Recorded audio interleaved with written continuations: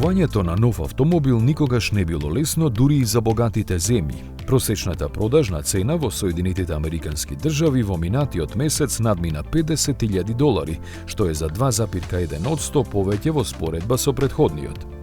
Иако невообичаени, бидејќи пазарот таму со години бележи постепен и стабилен пораст, овие рекордни бројки не изненадуваат.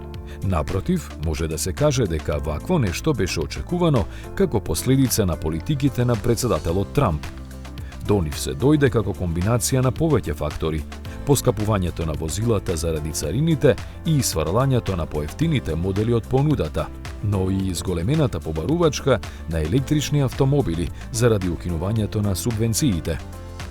Статистиката понатаму вели дека учеството на возила со цена поголема од $75,000 изнесувало 7,4% од вкупната продажба, а на електричните 11,6%, што исто така е рекордна бројка. Нивната просечна цена сепак не е многу повисока и изнесува нешто над $58,000.